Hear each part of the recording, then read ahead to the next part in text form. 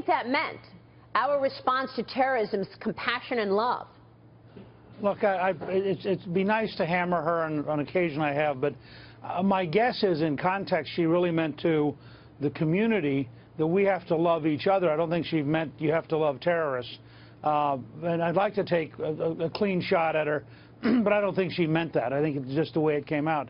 The fact is that this is an administration which even today cannot bring itself to tell the truth about the size of the problem, the danger of the problem. You know, the president and others wondered about the motivation of the Orlando killer. Well, the motivation of the terrorist in Orlando is the same as the motivation of the 3 terrorists in Ankara. I mean, in Istanbul. These are people who want to impose an Islamic supremacism on the world. They believe they are morally driven to kill those who won't do it. It's a worldwide threat. The same couple of days as Orlando, you had 17 young women burned to death because they would not engage in sex with ISIS.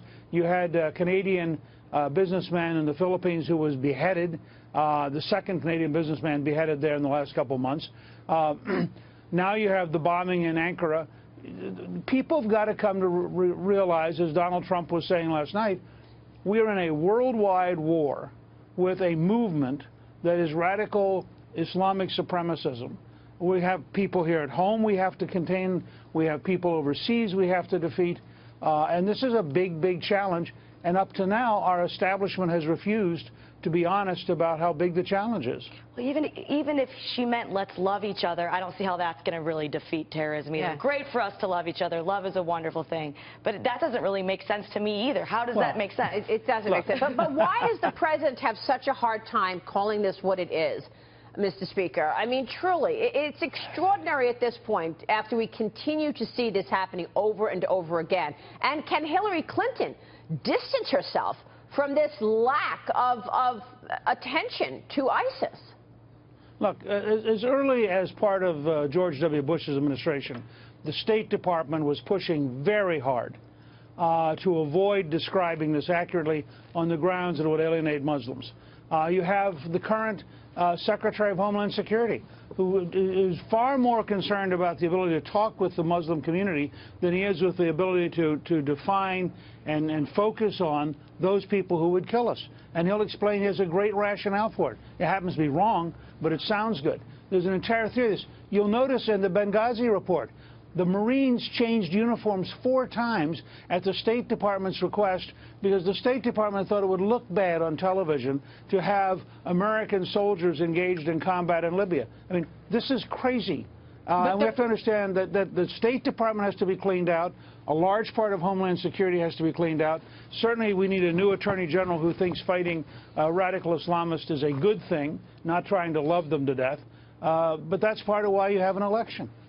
But even to that point, Newt, Mr. Speaker, you speak about the Marines changing uniform, but that goes to the fact that Defense Secretary Panetta had issued the order to deploy military assets in Libya, and they had not even after 8 hours after the attacks had started, there was nothing en route, and this is even as the last 2 Americans were killed because of this debate going on about the optics of it all. How does she not own that?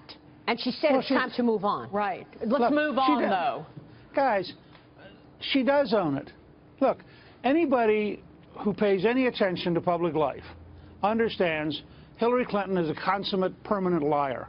She lies about Benghazi. She lies about all the way back to cattle futures before they got elected. She lies about what's happened with her emails. She lies about the Clinton Foundation. She lies about 76 secret meetings as Secretary of State that the Associated Press has revealed with donors to the Clinton Foundation. Just go down the list.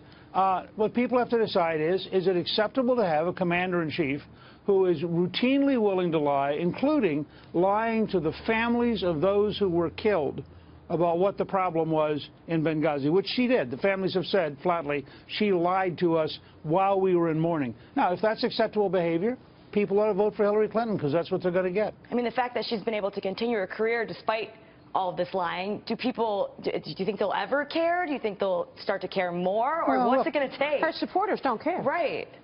Yeah, I mean, look, she's right now at the latest poll that came out. She's like at 42, Trump's at 40. Things are rebalancing. The fact is Hillary can't probably get much above 42%, and people in the national elite don't realize this yet.